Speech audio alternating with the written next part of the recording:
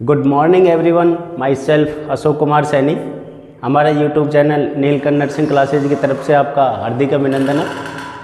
तो आज हम डिस्कस करने जा रहे हैं, एक बहुत ही अच्छा टॉपिक है, वैसे पीडीटी के प्रोग्राम्स में आता है, ठीक है। तो आज का हमारा जो टॉपिक है, integrated management of neonatal and childhood illness, जिसको हम शॉर्ट फॉर्म में IMNCI के नाम से भी जानते हैं, ठीक है। यह जो भी ये IMNCI है, यह कोई प्रोग्राम नहीं है, ठीक है। यह कोई क्या नहीं है, प्रोग्राम नहीं है। इसको क्या है, एक स्ट्रेटजी के तौर पे, एक रणनीति के आधार पर इसको क्या किया, बनाया गया। एक रणनीति तैयार की गई। क्यों की गई? कि हमारे जो भी 5 साल तक के कम बच्चे हैं, तो उनको क्या देखने को मिल रही है, बीमारियां देखने को मिल रही है। बच्चे कई सारे बीमार हो रहे हैं, जिनमें भी कौन कौन सी मोस्ट इंपॉर्टेंट जो भी कौन सी बीमारियां हैं वो देखने को, जैसे कि ARI है, एक्यूट रेस्पिरेटरी इन्फेक्शन बच्चों में देखने को मिल रहा, डायरिया है, मलेरिया है एंड माल न्यूट्रिशन यानी कुपोषण देखने को मिल रहा है।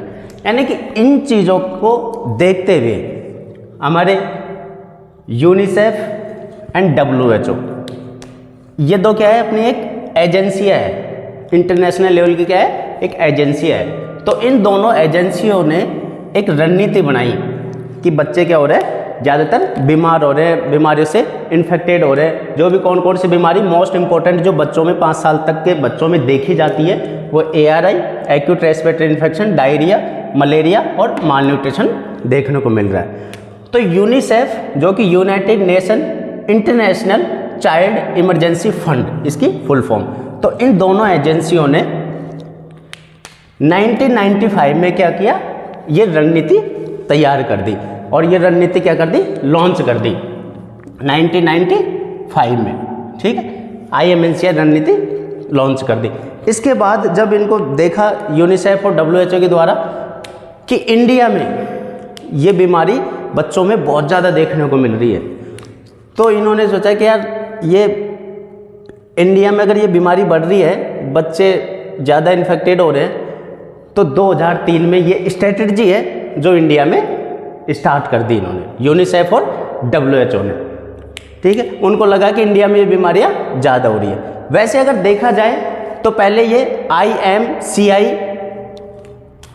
आया था, ये स्ट्रेटजी थी, लेकिन इसको क्या किया, संशोधित करके एक IMNCI स्ट्रेटजी के रूप में इसको तैयार कर दिया, यानी integrated management of neonatal and childhood illness, नवजात और जो बच्चे हैं 5 साल तक के उनके लिए, ठीक है। IMNCI का अगर देखा जाए तो मुख्य उद्देश्य क्या था इसका, अगर देखा जाए तो इसके मोस्ट इंपॉर्टेंट जो भी ऑब्जेक्टिव थे वो इनके ऊपर इन्होंने फोकस किया। मोस्ट इंपॉर्टेंट जो ऑब्जेक्टिव है कौन कौन से हैं, जैसे कि कोई बीमारी है, ठीक है, बीमारी कौन सी, जैसे कि ARI है या डायरिया है या मलेरिया है या माल न्यूट्रिशन यानी कुपोषण है, ठीक है। इनको क्या करना, क्योरेटिव। क्योरेटिव का मतलब जैसे कि मान लो कि बीमारी हो गई, ARI हो गई है, एक्यूट रेस्पिरेटरी इन्फेक्शन हो गया, डायरिया हो गया, तो क्योरेटिव का मतलब होता है कि उनकी क्या करना, क्योर करना है, क्योर करके उनको ठीक करना, ठीक है। इसके बाद दूसरी आती है प्रिवेंटिव। प्रिवेंटिव का मतलब होता है कि जो भी बीमारियां हो रही है हमारे, ठीक है, वो किन कारणों के द्वारा हो रही है, तो उनको पहले ही, होने से पहले क्या करना, उनको रोकथाम करना, यानी उनका प्रिवेंशन करना। यानी कि मान लो जैसे मलेरिया हो रहा है, तो मलेरिया को हम पहले कैसे वो करेंगे, प्रिवेंट करेंगे। तो इसके लिए हम क्या करवाते हैं कि हर बार क्या करवाते हैं, हम दवा का छिड़काव कराते हैं सब जगह, सिटीज में देख लो चाहे विलेज रूरल एरियाज में देख लो, तो हम मलेरिया का क्या करवाते हैं, छिड़काव कराते हैं, तो मलेरिया होने से पहले क्या हो जाए, प्रिवेंट हो जाए, यानी कि नहीं हो, ठीक है। इसके बाद आता है एक प्रमोटिव। प्रमोटिव क्या होता है कि जो बीमारियां हो रही है, ठीक है, और उनके प्रति क्या है कि जो अपने लोग बाग है वो क्या नहीं है, नॉलेजेबल नहीं है, उनके बारे में जानते नहीं कि बीमारियां कैसे फैल रही है। तो उन बीमारियों को रोकने के लिए क्या करते हैं, जैसे कि इनके लिए प्रोग्राम चलाए गए हैं, कई सारे प्रोग्राम चलाए गए हैं। तो उन प्रोग्रामों का उद्देश्य क्या होता है कि उनको कैंपिंग के रूप में गांव में चलाया जाए और क्या किया जाए, उन बीमारियों के बारे में जानकारी दी जाए कि इन बीमारियों का रोकथाम अपन ऐसे कर सकते हैं, अपना एनवायरनमेंट साफ सुथरा रख सकते हैं। तो प्रमोटिव का मतलब ये होता है कि जो भी हमारे प्रोग्राम है उनको क्या करना, गांव में कैंपिंग के रूप में लगाना और उन प्रोग्राम के थ्रू, उन कैंपिंग के थ्रू यानी कि जो भी बीमारियां हो रही है उनके प्रिवेंशन कैसे करें उन चीज़ों के बारे में बताना। ठीक है, फिर हम बात करें कि इसके अंदर मोस्ट जो भी उद्देश्य है वो क्या है। पहले तो कि इसका कि अंडर 5 एज यानी कि 5 साल से कम बच्चों की मोर्टेलिटी रेट को क्या करना, कम करना। मोर्टेलिटी रेट कब कम होगी, जब हम बीमारियों के बारे में जानेंगे और उन बीमारियों को हम पहले से ही रोकथाम करेंगे यानी प्रिवेंशन करेंगे। तो उन चीज़ों का अगर अपन वहीं अगर बीमारी होने से पहले ही प्रिवेंट कर देते हैं तो हमारी मोर्टेलिटी रेट में क्या होगी, कमी आएगी। यानी कि 5 साल तक के कम बच्चों में ज़्यादातर मोस्ट कॉम्प्लिकेशन देखा जाता है। तो क्या देखने को मिलता है, एक्यूट रेस्पिरेटरी इन्फेक्शन जिसमें निमोनिया वगैरह देखने को मिलता है। उसके बाद आता है डायरिया, मलेरिया और माल न्यूट्रिशन यानी कुपोषण के भी बच्चे दिखाई देते हैं। तो मेन पहला उद्देश्य है कि अंडर 5 एज के जो भी बच्चे हैं उनको क्या करना, मोर्टेलिटी रेट को कम करना। ठीक है, दूसरा अगर उद्देश्य देखा जाए तो प्रोवाइड वेल न्यूट्रिशन यानी कि बच्चों को अच्छा न्यूट्रिशन अगर हम प्रोवाइड करेंगे, ठीक है, हम बच्चों को अच्छे न्यूट्रिशन के स्तर पर ले जाएंगे, उनको अच्छा पोषण देंगे तो ये बीमारियां नहीं होगी, बच्चों की इम्यूनिटी डाउन नहीं होगी। बच्चों की इम्यूनिटी डाउन नहीं होगी तो ये बीमारियां देखने को नहीं मिलेगी। तो उनको क्या करेंगे हम कि उनको अच्छे से अच्छा न्यूट्रिशन प्रोवाइड कराने की कोशिश करेंगे। यानी कि किसके थ्रू, जैसे कि मान लो कि हमने ये देखा गया कि बच्चे कुपोषित ज़्यादा दिखाई दे रहे हैं। ठीक है, तो हमने क्या किया, जैसे कि हमारी WHO और जो यूनिसेफ है इन्होंने कौन कौन से प्रोग्राम चलाए, जैसे कि mid day meal programme. Mid day meal programme क्या होता है, जो 5 साल तक के बच्चे हैं उनको स्कूल में क्या दिया जाता है, पोषण दिया जाता है। पोषण में 1/3 जो हिस्से का जो दिन भर में अपन को खाना चाहिए उसका 1/3 जो भोजन है वो कहाँ दिया जाता है, स्कूलों में दिया जाता है न्यूट्रिशन के। तो बच्चे का उससे क्या होगा, न्यूट्रिशन लेवल थोड़ा बढ़ेगा। तो बच्चे क्या नहीं होंगे, इन्फेक्टेड नहीं होंगे बीमारियों से, तो उनसे इम्यूनिटी मिलती रहेगी और बच्चे बीमार नहीं होंगे। तीसरा है जो है हम देखेंगे कि बच्चे की जो भी है उनको क्या करेंगे, जो भी हम बीमारियों में असमर्थता दिखाई दे रही है कि हम बीमारियों को क्या नहीं कर पा रहे, प्रिवेंट नहीं कर पा रहे हैं, तो उनको क्या करेंगे, हम बार बार देखेंगे कि ये बीमारियां क्या कारण है जो रुक नहीं पा रही है। ठीक है, तो जिन बीमारियों में बारंबारता से क्या है हम उनके बारे में अपन देख रहे हैं बीमारियां सही नहीं हो पा रही है, तो उन चीज़ों को हम रूटीनली चेकअप करेंगे और उन बीमारियों को कम करने की कोशिश करेंगे। ठीक है, हमने देखा कि IMNCI के बारे में देखा कि ये कोई प्रोग्राम नहीं है, ये क्या है, एक स्ट्रेटजी है जो 1995 में जो भी हमारी इंटरनेशनल एजेंसियाँ है यूनिसेफ और WHO इनके द्वारा इन चीज़ों को रोकने के लिए, इन इन्फेक्शंस को रोकने के लिए, इन बीमारियों को रोकने के लिए उन्होंने IMCI का एक संशोधित रूप जो IMNCI स्टार्ट किया। ठीक है, इंडिया में उनको दिखा कि इंडिया में ये चीज़ें ज़्यादा हो रही हैं, ये इन्फेक्शंस, ये बीमारियाँ ज़्यादा देखने को मिल रही है, तो इंडिया में उन्होंने यूनिसेफ और WHO है इन्होंने 2003 में ये स्ट्रेटजी इंडिया में भी लागू कर दी। ठीक है, इसके बाद में हमने देखा इसके ऑब्जेक्टिव्स क्या क्या है। इसका ऑब्जेक्टिव हमने देखा कि एक तो क्या है कि मोर्टेलिटी रेट, अंडर 5 एज जो वाले जो बच्चे हैं उनकी मोर्टेलिटी रेट को क्या करना, कम करना। ये हमारा पहला उद्देश्य था WHO और यूनिसेफ का। ठीक है, इसके बाद हमने देखा कि बच्चों को क्या हो रहा है, ये न्यूट्रिशन लेवल है वो क्या है, कम है। तो मान लो न्यूट्रिशन लेवल अगर बच्चा पोषित नहीं है अच्छे तरीके से तो ये इन्फेक्शन और बीमारी होने के चांसेस ज़्यादा हो जाते हैं। तो इन्होंने क्या किया कि जो 5 एज तक के बच्चे हैं उनको क्या है अच्छा न्यूट्रिशन प्रोवाइड करवाए, उसके लिए उन्होंने मिड डे मील प्रोग्राम वगैरह उन्होंने स्टार्ट किए। ठीक है, इसके बाद उन्होंने देखा कि इसके बावजूद भी अगर बीमारियां क्या नहीं हो रही हैं, हम उनमें असमर्थ पाए जा रहे हैं, तो इन्होंने उनके लिए क्या किया, उनके रूटीनली चेकअप से स्टार्ट कर दिए कि क्या कारण है कि बच्चे सही नहीं हो रहे। तो ये तीनों इनके उद्देश्य हैं। उसके बाद हमने जो बीमारियां उनके क्यूरेटिव, प्रिवेंटिव और प्रमोटिव के बारे में पढ़ा। यानी कि बीमारी हो गई तो हमको उसको कैसे क्योर करना है, कैसे उसकी क्या करनी है, देखभाल करनी है। तो ये चीज़ें हमने क्यूरेटिव में पढ़ी। प्रिवेंटिव में देखा कि जो बीमारियां हो रही है उनके क्या क्या कारण हो सकते हैं, उन चीज़ों को रोकने के लिए हमने क्या किया कि जैसे कि मान लो मलेरिया हो रहा है तो मलेरिया से पहले हमने क्या करवा दिया, छिड़काव करवा दिया दवा का, जिससे कि मलेरिया ना हो। तो हमने प्रिवेंशन देखा। उसके बाद प्रमोटिव का मतलब होता है कि जैसे कि अपने जो बीमारियां हो रही है उन चीज़ों के बारे में हम कैसे बताएं। तो उनके लिए गवर्नमेंट ने क्या किए, कैंपिंग स्टार्ट कर दिए और कैंपिंग के माध्यम से उन्होंने गाँव में या शहरों में बताना स्टार्ट किया, भाई इन बीमारियों का ये प्रिवेंशन है और इनको आप कर सकते हो।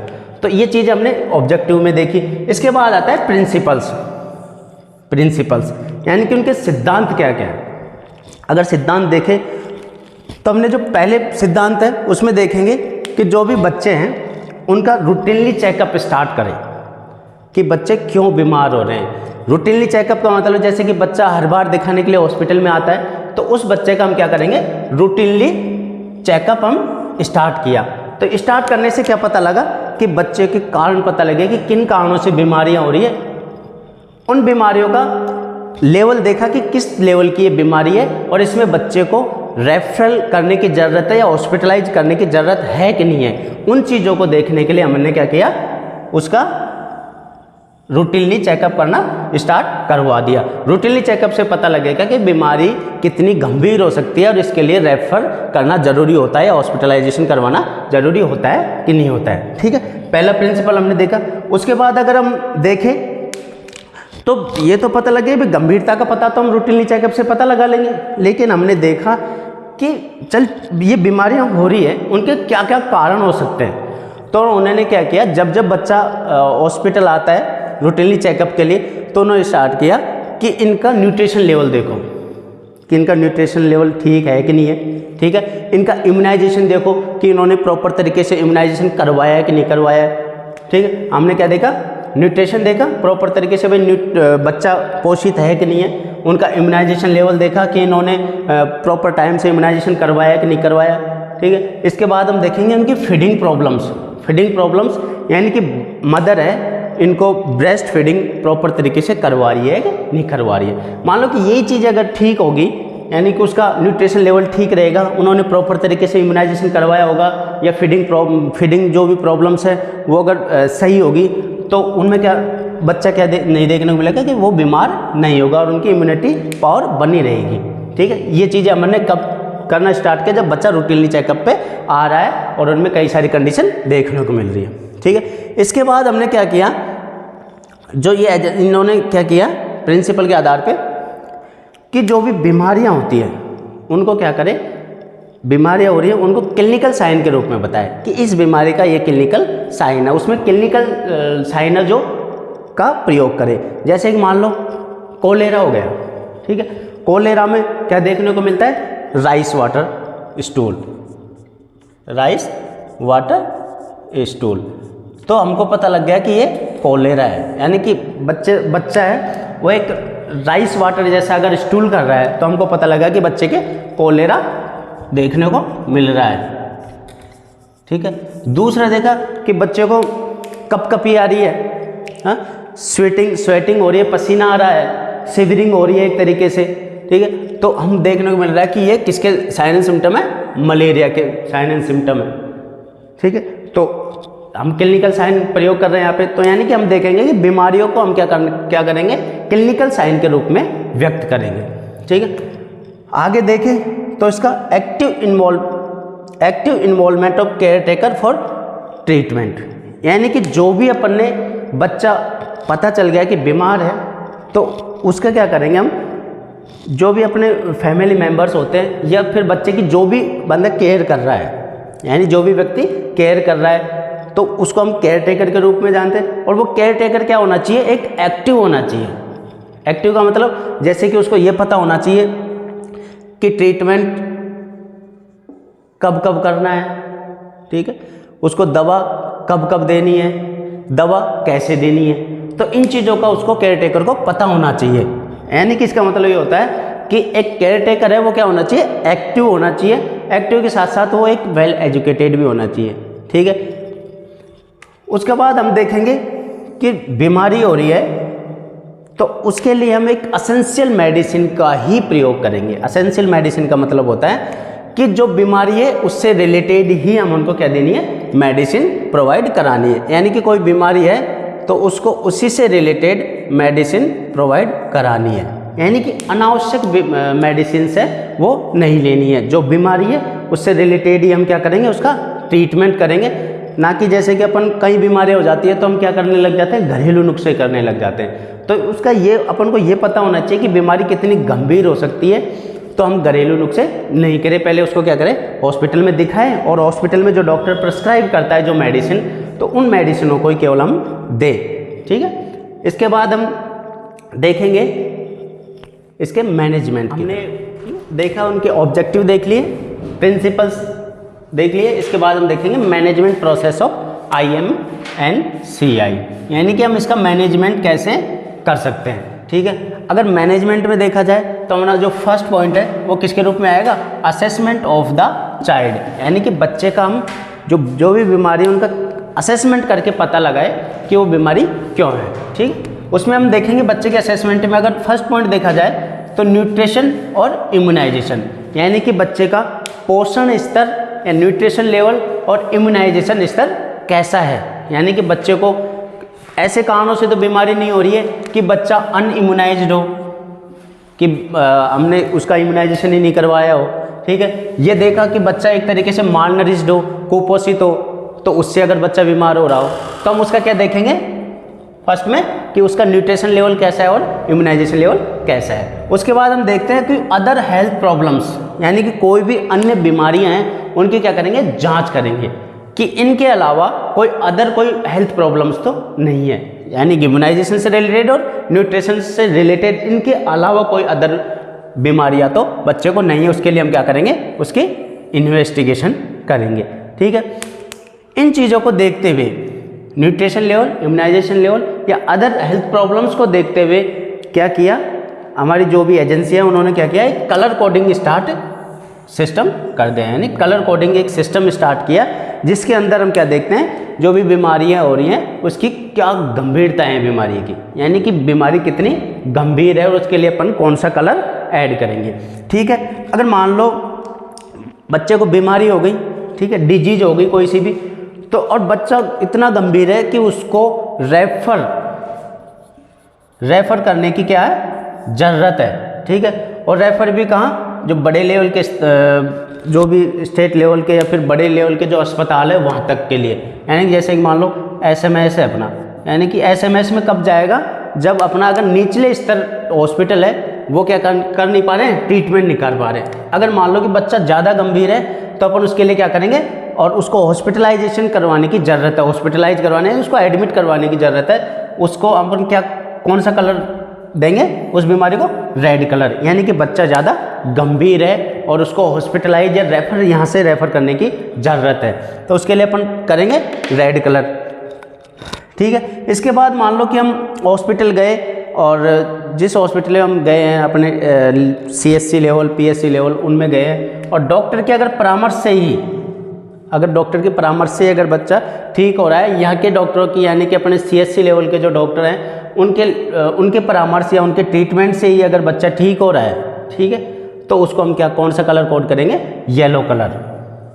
ठीक है, और उसके बाद अगर देखा जाए कि बच्चे की बीमारी जैसे काशी जुकाम है, तो ऐसी बीमारियां हैं तो उनको क्या करेंगे, जैसे कि मान लो अपन घरेलू नुस्खे अपना कर ही क्या कर रहे हैं, उस बीमारी को ठीक कर रहे हैं, यानी कि घरेलू नुस्खों से अगर बीमारी हो रही है ठीक, घरेलू नुस्खों से अगर बीमारी ठीक हो रही है तो अपन उसको कौन सा कलर कोड करेंगे, ग्रीन कलर कोड करेंगे। यानी कि जो ये कलर कोडिंग सिस्टम है वो एजेंसी ने इसलिए स्टार्ट किया कि बच्चे की गंभीरताएं हैं, जितनी गंभीर बीमारी है उसके हिसाब से उन्होंने कलर कोड कर दिया, यानी कि रेफरल वाली या हॉस्पिटलाइज करने वाली अगर मान लो कि बीमारी है तो उसको रेड कलर कोड किया। इसके बाद अगर मान लो कि अपने यही जो निजी चिकित्सक होते हैं उनके अगर परामर्श से या उनके ट्रीटमेंट से अगर ठीक हो रहा है तो उसको अपने येलो कलर कोड किया। इसके अलावा जैसे मान लो खांसी जुकाम जैसे एक नॉर्मल बीमारियां हैं, जैसे साइनस सिम्टम, अगर मान लो कि अपने घरेलू नुस्खों से अगर ठीक हो रहे हैं तो उसको अपन ने ग्रीन कलर प्रोवाइड करवाया। ठीक है, इसके बाद अगर देखा जाए तो बच्चे का ट्रीटमेंट, यानी कि एक स्पेसिफिक ट्रीटमेंट कैसे प्रोवाइड कराए। स्पेसिफिक ट्रीटमेंट का मतलब ये होता है कि जो बीमारी हुई है उसी के पर्टिकुलर अपन उसको क्या कर रहे हैं, ट्रीटमेंट प्रोवाइड करवा रहे हैं, उसको अपन क्या बोलते हैं, स्पेसिफिक ट्रीटमेंट, यानी पर्टिकुलर उसी बीमारी का अपन ट्रीट कर रहे हैं, उसी बीमारी का हम ट्रीटमेंट दे रहे हैं, तो एक स्पेसिफिक ट्रीटमेंट ये हो गया। इसके बाद देखा जाए कि जो भी हमारी केयर टेकर है, केयर टेकर हमारी मदर भी हो सकती है, भाई भी हो सकता है, और एक कोई दूसरा व्यक्ति भी हो सकता है, जैसे हॉस्पिटल में होते हैं वो केयर टेकर के रूप में वहाँ के जो स्टाफ है वो होते हैं। तो उनको क्या करना, एक तरीके से परामर्श करना उनसे। परामर्श का मतलब जैसे कि मान लो कि अपने मदर है, ब्रदर है, फादर है, जो भी है, इनको क्या करेंगे हम उससे रिलेटेड, ट्रीटमेंट से रिलेटेड क्या करेंगे, परामर्श करेंगे कि बच्चे को है वो ट्रीटमेंट कैसे करवाना है, ट्रीटमेंट कैसे करवाना है। दूसरी बात यानी कि कैसे देना है, कैसे देना है, ठीक है, कब देना है, यानी कि इन चीज़ों का अपन क्या करेंगे, उनसे परामर्श करेंगे, उनके गाइड है वो करेंगे उनसे रिलेटेड। केयर टेकर होता है अपने मदर, ब्रदर, फादर जो भी है हो सकता है, ठीक है, उनको ये पता होना चाहिए, उसके बारे में अपन उसको परामर्श करेंगे कि अपन को मेडिसिन है वो कैसे देनी है, या कि अगर ओरली देनी है, मुंह से देनी है, तो मुंह से ऐसे प्रोवाइड कराओ, इन दवाइयों को अपन मुंह से देंगे, ठीक है। इसके बाद अगर बीमारी के दौरान मतलब कैसे खिलाना पिलाना है, ठीक है, ये तो है नहीं कि बच्चा है जो डायरेक्ट मतलब बीमारी में भी प्रॉपर तरीके से खाएगा, नहीं खा पाएगा, यानी कि मान लो अपन अगर बच्चा बीमार है, ठीक है, अपन एक साथ तो वो खाना खाएगा नहीं, तो अपन उसको क्या करेंगे, टुकड़ों में खाना खिलाएंगे। जैसे वैसे तो अपन 2 टाइम या 3 टाइम खाते हैं, तो बच्चों को अगर थोड़ा थोड़ा करके अपन क्या करेंगे, 3 या 4 बार में उसको खाना खिलाएंगे, यानी कि अपन बच्चे को बीमार है तब भी उसको खाना तो देना ही देना है, ठीक है। इसके बाद में उनको बताएंगे, जो भी केयर टेकर है उनको, कि आपको फॉलोअप पे कब आना है, यानी कि दोबारा कब दिखवाना है। तो इन चीज़ों के बारे में वो उसको बता के देखेंगे कि भाई 3 दिन बाद आपको वापस आके दिखवाना है। तो इन चीज़ों का अपन क्या करेंगे, उनसे परामर्श करेंगे। तो ठीक है, आज हमने IMNCI पर क्या किया, डिस्कस किया। Okay, thank you.